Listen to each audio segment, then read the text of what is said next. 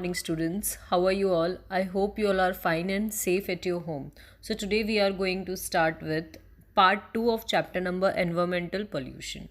So let's start with the part 2. We will start with land pollution first. उससे पहले हम ये देख लेंगे कि हम लोगों ने ये चैप्टर में क्या क्या पढ़ा है।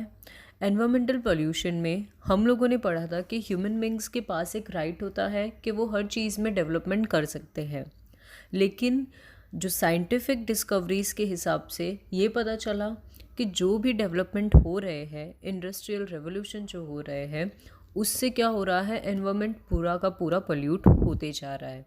जितने जितने डेवलपमेंट होंगे उतने उतना पोल्यूशन बढ़ते जा रहा है।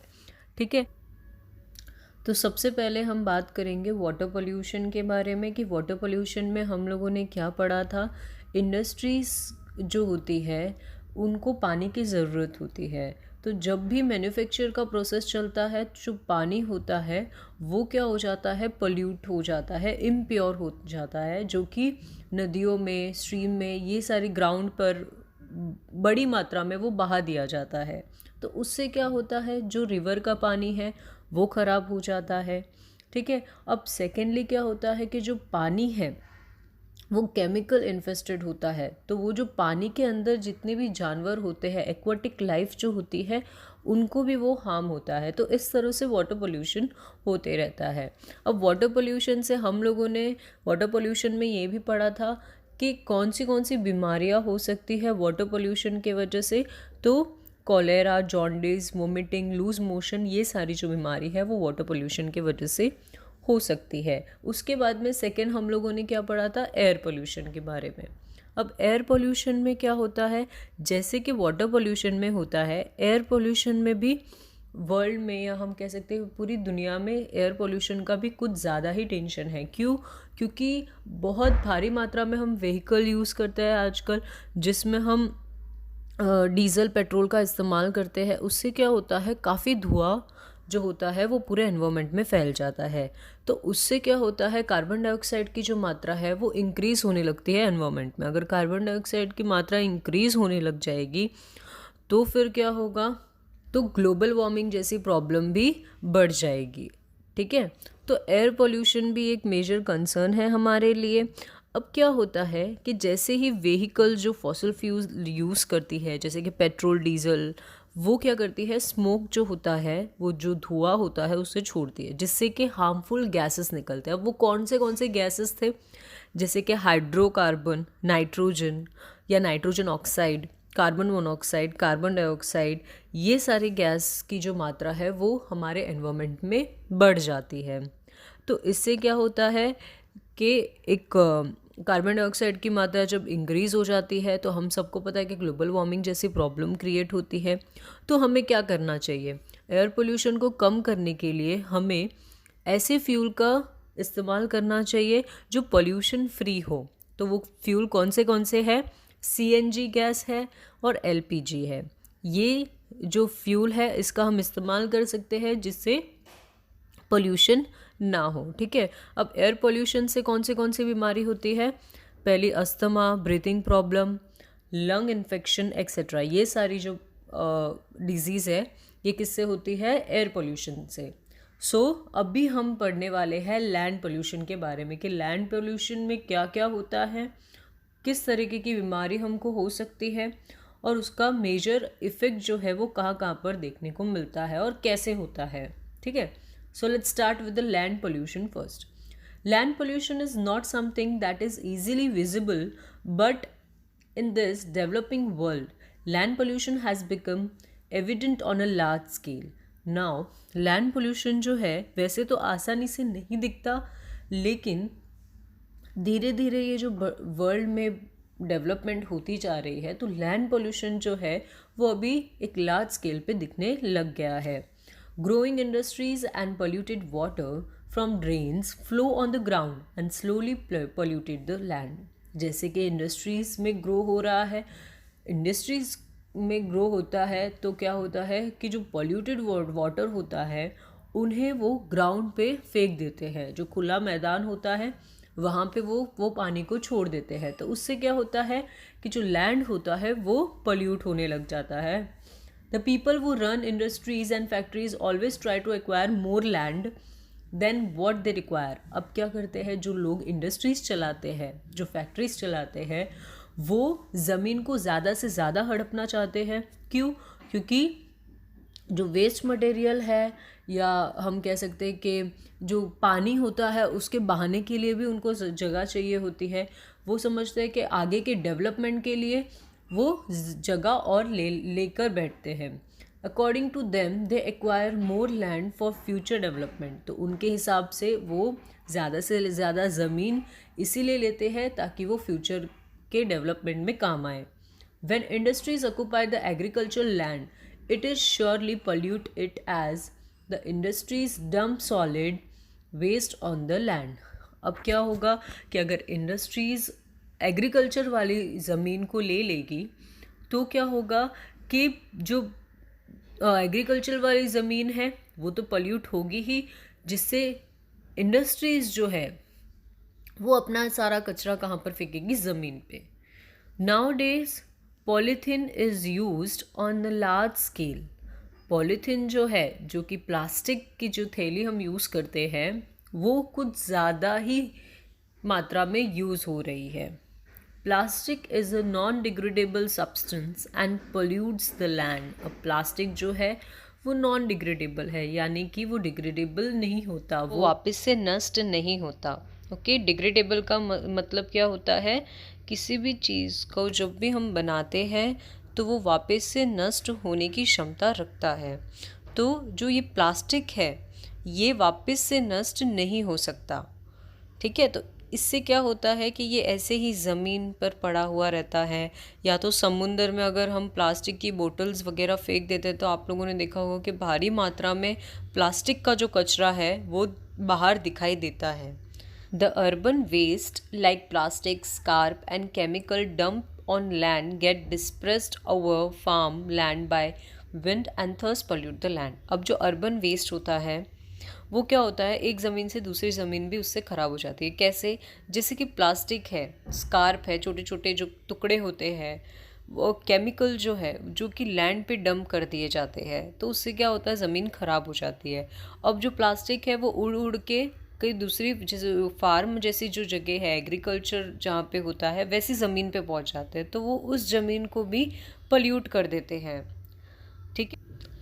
Farmers use chemical fertilizer extensively to increase production, and it also plays a major role in polluting the land and water. अब जो फार्मर्स होते हैं वो केमिकल फर्टिलाइज़र का जो इस्तेमाल है वो ज़्यादा मात्रा में करने लग गए हैं. क्यों? क्योंकि जो ज़मीन होती है, जो एग्रीकल्चर लैंड होता है, वहाँ पर वो ज़मीन फर्टिलाइज हो सके, क्रॉप अच्छे से कल्टीवेट हो सके, इसीलिए वो केमिकल फर्टिलाइज़र का यूज़ करते हैं, जो कि क्या होता है वो भी ज़मीन को और पानी को नुकसानदायक पहुंचाता है. तो हमें क्या करना चाहिए कि जो प्लास्टिक वगैरह, जो प्लास्टिक पॉलीथीन वगैरह, ये जो बैग है जो हम यूज़ करते हैं, पॉलीथीन को जो यूज़ करते हैं जिससे ज़मीन ख़राब ना हो, तो ऐसी चीज़ों को हमें इग्नोर करके चलना चाहिए. हमें उसका इस्तेमाल नहीं करना चाहिए. हमें पेपर बैग जैसी चीज़ों का इस्तेमाल करना चाहिए जो कि ईज़िली डिग्रेडेबल हो. ठीक है, तो इससे क्या होगा कि लैंड पोल्यूशन जो है उसकी जो मात्रा है वो कम हो जाएगी. Polluted water from industries and drainage is used in the irrigation of fertile land, resulting in the polluted production of grains, vegetables, etc. cultivated on such land. Now what happens is, कभी भी polluted water जो होता है, जो industry से निकलता है, जो ड्रेनेज होता है, वो सीधा फर्टाइल लैंड तक पहुंच जाता है, जो कि उपजाऊ ज़मीन होती है वहाँ पे. तो इसका रिज़ल्ट क्या होता है कि जो भी ग्रेन्स और वेजिटेबल्स हैं उनका प्रोडक्शन अच्छा नहीं होता. क्यों? क्योंकि जो फर्टाइल लैंड है वहाँ पे अगर गंदा पानी जाएगा तो जो उपजाऊ चीज़ है, जो ग्रेन्स वेजिटेबल्स हमें वो जो मिल रही है वो इतनी अच्छी नहीं होगी.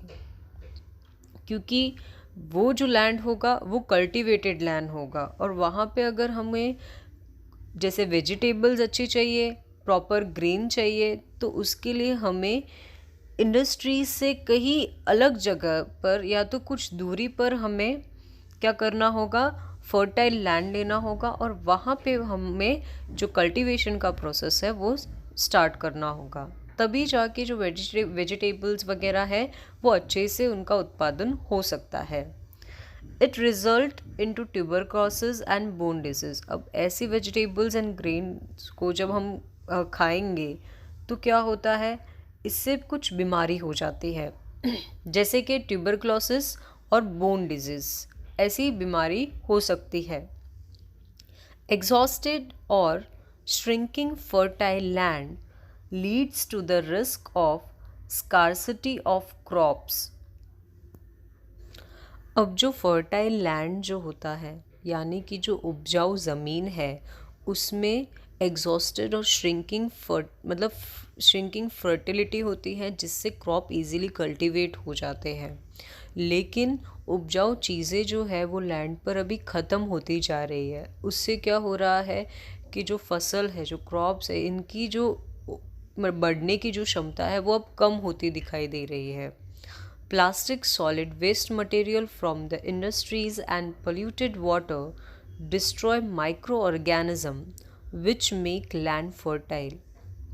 अब जो ज़मीन को फर्टाइल रखने की क्षमता होती है माइक्रो ऑर्गेनिज्म में, तो जो पोल्यूटेड पानी आता है इंडस्ट्रीज़ के द्वारा, वो उसे माइक्रो ऑर्गेनिज्म को क्या करता है, ख़त्म कर देता है, जिससे लैंड की फर्टिलिटी ख़त्म हो जाती है। Eventually, land become barren due to destruction of microorganism. अब इससे क्या होता है कि जो लैंड है, जो ज़मीन है, वो एकदम से बंजर ज़मीन बन जाती है, क्योंकि उसमें जो माइक्रो ऑर्गेनिज्म होना चाहिए था वो अब पूरी तरीके से ख़त्म हो चुका होता है। Land pollution can be control. Land pollution को कंट्रोल किया जा सकता है। We should use plastic and necessary chemical judicially. हमें क्या करना चाहिए उसके लिए, प्लास्टिक और केमिकल्स को एकदम जुडिशली यूज़ करना चाहिए। Know industry should B set up on arable land. जो भी कल्टिवेटेड लैंड है, फर्टाइल लैंड है, वहाँ पे किसी भी इंडस्ट्रीज़ का सेटअप नहीं करना चाहिए। यानी कि जो उपजाऊ ज़मीन होती है, जहाँ पे एग्रीकल्चर होता है, वहाँ पे इंडस्ट्रीज़ का कोई काम नहीं है, तो वहाँ पे इंडस्ट्रीज़ को नहीं आना चाहिए। इंडस्ट्रीज़ की जो जगह है वो कहीं और, उनका सेटअप कहीं और करना चाहिए। We should conserve environment. Environment को हमें कंजर्व करके रखना चाहिए, प्रिवेंट करके रखना चाहिए। Use of organic and traditional manure instead of chemical fertiliser is advisable. अब जैसे कि हम लोगों ने पढ़ा था अभी पहले, केमिकल फर्टिलाइज़र फार्मर जो है वो ज़्यादा से ज़्यादा यूज़ करते हैं ताकि क्रॉप जल्दी से कल्टीवेट हो सके। अब उससे क्या होता है कि जो लैंड है और वाटर है वो दोनों भी पल्यूट हो जाते हैं। तो हमें क्या करना चाहिए, ऑर्गेनिक चीज़ों का और ट्रेडिशनल मैन्योर का ज़्यादा से ज़्यादा यूज़ करना चाहिए, ताकि जो ज़मीन है वो फर्टाइल हो सके। Pesticide should be use in minimum possible proportion. Pesticide का जो यूज़ है वो एक मिनिमम और पॉसिबल प्रपोर्शन में किया जाना चाहिए। The plastic and solid waste should be recycle. अब जो प्लास्टिक है जो कभी डिग्रेडेबल होता ही नहीं है, तो ऐसी चीज़ों का और जो सॉलिड वेस्ट होता है उनको रिसाइकल करना चाहिए, उनको वापस से इस्तेमाल करना चाहिए, ना कि फेंक देना चाहिए। Use of non-conventional sources of energy and green technology could be introduced. अब non-conventional source of energy का और ग्रीन टेक्नोलॉजी का इंट्रोड्यूस करना चाहिए। Drip irrigation save water and prevent land degradation. अब इरिगेशन से क्या होगा, पानी की भी बचत होगी और लैंड जो है वो भी प्रिवेंट होगा। ओके, सो ये हम लोगों ने क्या देखा है अब तक कि how we can control land pollution. So fourth pollution is a noise pollution. हम लोगों ने अभी तक एयर पोल्यूशन के बारे में पढ़ा, वाटर पोल्यूशन के बारे में पढ़ा, लैंड पोल्यूशन के बारे में पढ़ा। अब हम किसके बारे में पढ़ने वाले हैं? Noise pollution. So let's start with the noise pollution. Now fourth pollution is a noise pollution. Apart from air and water pollution, noise pollution has increased as well. जैसे कि एयर पोल्यूशन है और वाटर पोल्यूशन की जो मात्रा बढ़ती चली जा रही है, उसी के साथ साथ नॉइस पोल्यूशन भी बढ़ता चला जा रहा है। The noise created by the machine in industries, vehicles etcetera is very loud. अब जो भी आवाज़ मशीन के द्वारा होती है इंडस्ट्रीज़ में और व्हीकल्स में, वो बहुत ही ज़्यादा लाउड होती है। During the festivals and celebrations, loudspeakers, DJ, bands, etc. are used. अब फेस्टिवल के द्वारा जो भी सेलिब्रेशन होता है उसमें लाउड स्पीकर का और डीजे बैंड जैसी चीज़ों का इस्तेमाल होता है, जो कि बहुत ही ज़्यादा नॉइस पोल्यूशन क्रिएट करती है। This create noise pollution.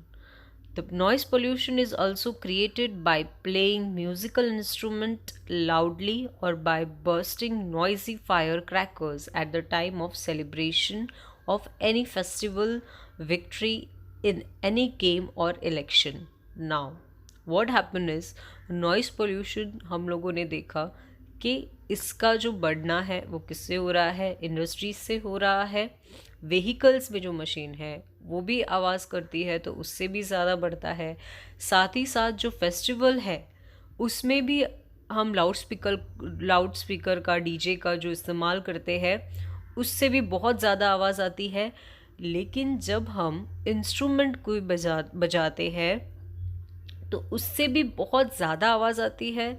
और जब हम फायर क्रैकर्स जलाते हैं, जैसे कि फेस्टिवल्स के टाइम पर जलाते हैं, कोई भी गेम में अगर विक्ट्री हो गई है तो उसकी खुशी में हम जब भी फायर क्रैकर्स जलाते हैं।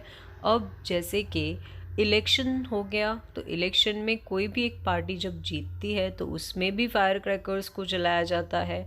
तो ये टाइम पे क्या होता है? नॉइस पोल्यूशन कुछ ज़्यादा होता है। The city has maximum number of buses, auto rickshaw and two wheelers.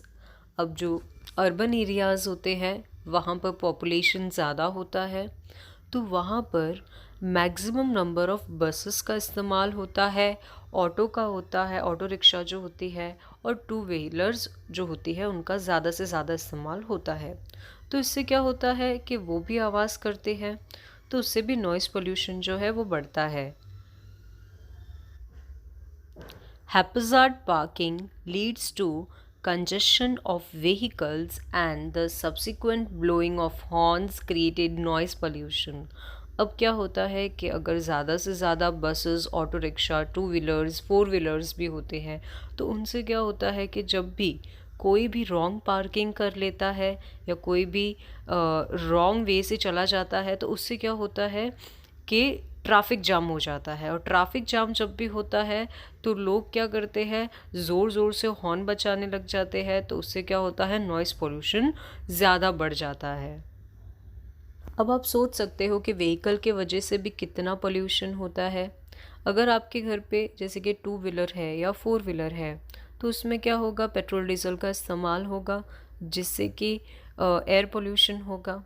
Air pollution के साथ ही साथ क्या हो रहा है? अगर ट्रैफिक जाम होगा तो उसी में भी नॉइस पोल्यूशन भी होगा। तो हमें क्या करना चाहिए? इसे कम करने का जो उपाय है या वो क्या हो सकता है? हमें क्या करना चाहिए? हमें सीएनजी जो फ्यूल है उस चीज़ का इस्तेमाल करना चाहिए ताकि जो एयर पोल्यूशन है वो ना हो। और अगर किसी भी ट्रैफिक में अगर हम फंस जाते हैं तो ज़्यादा हॉर्न नहीं बजाना चाहिए। तो उससे क्या होगा कि नॉइस पोल्यूशन भी रिड्यूस हो जाएगा। तो छोटी सी चीज़ करके भी हम अपने एनवायरनमेंट के पोल्यूशन को कम कर सकते हैं। ठीक है। अब पोल्यूशन की वजह से लोगों के अंदर कौन सी डिज़ीज़ हो सकती है? अब इतनी ज़ोर ज़ोर से आवाज़ लोग करते हैं, जैसे कि लाउड स्पीकर की आवाज़ आती है जब भी कोई सेलिब्रेशन होता है, जब भी कोई फेस्टिवल होता है, तब ज़ोर ज़ोर से लाउड स्पीकर बजाए जाते हैं, डीजे बजाया जाता है। तो उससे आसपास के जो लोग हैं, जो बुज़ुर्ग लोग होते हैं, जो छोटे छोटे बच्चे होते हैं, उनके ऊपर इस चीज़ का किस तरह से असर होगा और किस तरीके की जो बीमारी है वो फैल सकती है, कौन सी डिजीज़ हो सकती है, ये अभी हम देखेंगे। Noise pollution lead to deafness and affects mental and emotional health also. Now noise pollution के वजह से क्या हो सकता है, इंसान जो है वो बहरा हो सकता है, दिमागी तौर पे और इमोशनल के तौर पे उसकी हेल्थ ख़राब हो सकती है। पीपल बिकम मोर इरिटेबल, जो लोग होते हैं वो बहुत ही ज़्यादा इरिटेट हो जाते हैं, बहुत जल्दी उनको गुस्सा आने लग जाता है। Nature is affected badly due to excessive noise, ज़्यादा से ज़्यादा आवाज़ के कारण जो नेचर है उसके ऊपर भी इसका ख़राब असर हो रहा है, या हम कह सकते हैं कि वो अफेक्टेड हो रहा है। Certain insect and organism that are very helpful to us die due to loud noise. अब जो छोटे छोटे ऑर्गेनिज्म होते हैं और जो छोटे छोटे इंसेक्ट होते हैं जो हमारे लिए हेल्पफुल होते हैं कहीं ना कहीं, वो लाउड नॉइज़ के वजह से, ज़ोर से जो आवाज़ आती है उसके वजह से वो मर जाते हैं। It has become necessary to keep sign board regarding or reading no honking or silence please near schools, dispensaries, hospital etc. अब ये एक तरीके से नेसेसरी है कि जहाँ जहाँ पर स्कूल है, डिस्पेंसरीज है, हॉस्पिटल्स है, यहाँ पर एक बोर्ड लगा दिया जाए जहाँ पर नो हॉन्किंग हो, यानी कि हॉर्न नहीं बजाए लोग, और या तो साइलेंस प्लीज का एक बोर्ड लगा देना चाहिए, जिससे क्या होगा, नॉइज़ पोल्यूशन वो पर्टिकुलर एरिया में नहीं होगा। This show the seriousness of noise pollution, ये क्या शो करेगा कि नॉइज़ पोल्यूशन के ऊपर हमारा जो सीरियसनेस है वो कितना है। It is very important that the citizen themselves understand about it. अब ये बहुत ही ज़्यादा इम्पॉर्टेंट है कि जो लोग हैं, जो सिटीज़न है, वो खुद ही इस चीज़ को अंडरस्टैंड करे। We should not play musical instrument very loudly during celebration और स्पेशल ओकेशन। हमें क्या करना चाहिए, म्यूज़िकल इंस्ट्रूमेंट का ज़ोर से इस्तेमाल नहीं करना चाहिए। जब भी कोई सेलिब्रेशन हो या कोई भी ओकेशन हो तो हमें इंस्ट्रूमेंट का एकदम मीडियम आवाज़ पे हमें उस चीज़ का इस्तेमाल करना चाहिए, ताकि दूसरे लोगों को भी इस चीज़ की प्रॉब्लम ना हो। We should not burst fire crackers producing loud noise. हमें क्या करना चाहिए कि जो फायर क्रैकर है उनको नहीं जलाना चाहिए, ताकि वो क्या करते हैं, बहुत ज़्यादा नॉइज़ क्रिएट करते हैं। तो हमें क्या करना चाहिए, फायर क्रैकर्स को भी इग्नोर करना चाहिए, उसका भी इस्तेमाल नहीं करना चाहिए। और मेजरली उन फायर क्रैकर्स का इस्तेमाल नहीं करना चाहिए जो कि कुछ ज़्यादा आवाज़ करते हैं, वैसे फायर क्रैकर्स का इस्तेमाल हमें नहीं करना चाहिए। Vehicle should be sent for servicing at proper intervals. हमारे पास जो भी व्हीकल्स हो उनको प्रॉपर इंटरवल पे उनका सर्विसिंग करवाना चाहिए, क्योंकि सर्विसिंग से क्या होता है कि व्हीकल में से ज़्यादा आवाज़ नहीं आती है, तो इसीलिए हमें व्हीकल्स को प्रॉपर टाइम पर उसकी सर्विसिंग करवानी चाहिए। The rules regarding PUC must be made strict. अब जो रूल्स होने चाहिए, जो पीयूसी होता है, पीयूसी का मतलब होता है पॉल्यूशन अंडर कंट्रोल के जो रूल्स होते हैं उन्हें स्ट्रिक्टली बनाना चाहिए और उस चीज़ का स्ट्रिक्टली पालन भी करना चाहिए। Population increased must be control. अब इसके लिए क्या करना होगा कि पॉपुलेशन जो है उसमें भी कंट्रोल करना होगा। To reduce the noise pollution, trees should be planted on both the side of roads and around industries. अगर नॉइस पोल्यूशन कम करना है तो हमें क्या करना होगा कि ज़्यादा से ज़्यादा पेड़ पौधों को लगाना चाहिए, वो भी जो रोड होता है, रोड साइड होता है, उसके आसपास में दोनों भी साइड में प्लांट्स को लगाना चाहिए और इंडस्ट्रीज़ के आसपास भी पेड़ पौधों को उगाना चाहिए। उससे क्या होगा, नॉइस पॉल्यूशन कम होगा। The roads should be broad enough, जो रास्ते होते हैं, जो रोड होता है वो थोड़े बड़े होने चाहिए, ब्रॉड होने चाहिए। If the traffic conjunction is intensive then the road could be declared as one way.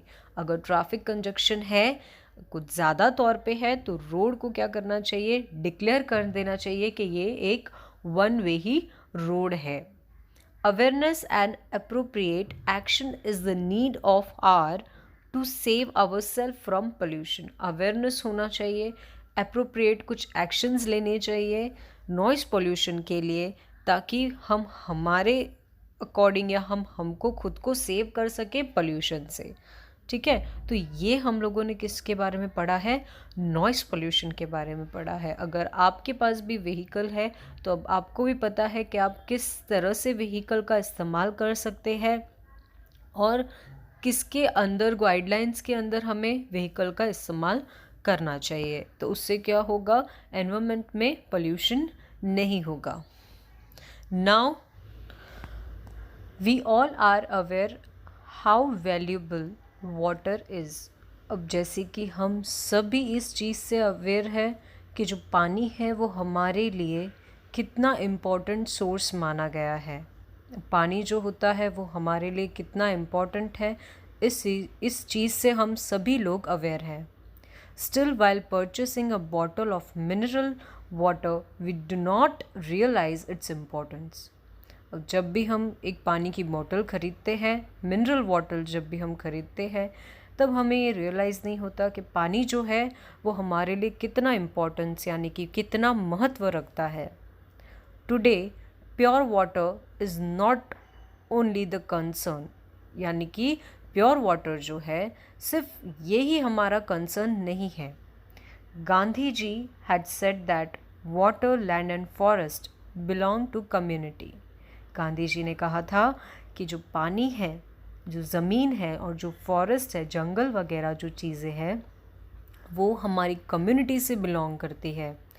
Everybody enjoys equal right on it. तो हर किसी का इसके ऊपर अधिकार है, तो हर किसी को भी ये अधिकार मिलता है कि वो जो नेचुरल रिसोर्सेज है उस चीज़ का इस्तेमाल कर सकता है। It is a moral sign to make it a commodity for a scale. Among the man-made problems, water pollution hold the highest priority. अब man-made problems के लिए जो water pollution है वो सबसे ज़्यादा प्रायोरिटी के लिस्ट में, सबसे ऊपर प्रायोरिटी के लिस्ट में कौन सा पोल्यूशन आता है, वाटर पोल्यूशन। क्योंकि आज जब हम एक पानी का बॉटल लेने के लिए जाते हैं तब हमें ये रियलाइज़ नहीं होता कि वो पानी कितना महंगा है। 10 रुपये की एक बॉटल आती है, 20 रुपये की एक पानी की बॉटल आती है, तो आप सोच सकते हो कि पानी जो है वो कितना महंगा मिलता है। ठीक है, अब पूरे वर्ल्ड में जो सी वाटर है, जो समुद्र का पानी है, हम लोगों ने पहले के चैप्टर में ये पढ़ा हुआ था कि जो प्योर वाटर है, ड्रिंकिंग वाटर है, वो कितना है, ओनली 3% है। कितना है, 3% ऑफ प्योर वाटर है। जो हमारा जो पॉपुलेशन जो बढ़ते जा रहा है उनके लिए बस 3% प्योर वाटर अवेलेबल होता है। बाकी का जो पानी होता है वो पूरा खारा पानी होता है, जो कि समुद्र का पानी होता है, जो कि पीने के लायक भी नहीं होता। तो इससे क्या होता है, अभी से हम लोगों को ये जो पोल्यूशन जो बढ़ते जा रहा है, वाटर पोल्यूशन हो गया, लैंड पोल्यूशन, एयर पोल्यूशन, ये सारे पोल्यूशन को हमें अभी ही कंट्रोल करना होगा, ताकि वाटर पोल्यूशन जैसी जो प्रॉब्लम है, बाकी की जो पोल्यूशन, एनवायरनमेंट जो पोल्यूशन हो रहा है, एनवायरनमेंट में जो पोल्यूट हो रहा है वो ना हो। Now one more thing we can do to prevent water pollution, that is the water from the industry should be purified before it is drained into streams and river, so that government should implement the pollution control policies properly to control industries, and we should use water in a judicious way.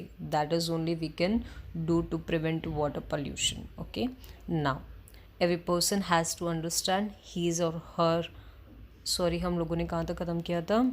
Okay, so water pollution hold the highest priority. We have to find an answer to it, and its responsibility has to be shared equally by everybody by creating awareness. So each and every person has to be aware about the water pollution, that how we can prevent it. अभी मैंने बताया कि किस तरह से हम prevent कर सकते हैं, तो ये सारी चीज़ों के बारे में हर एक इंसान को अवेयर होना ज़रूरी है.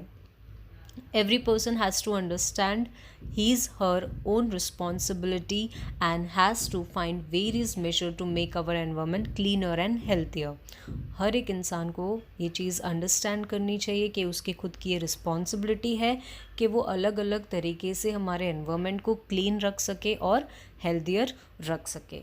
ठीक है, तो यहाँ पे हमारा जो चैप्टर नंबर 2 है, दैट इज़ एनवायरमेंटल पॉल्यूशन, वो ख़त्म होता है. I hope you clear this chapter.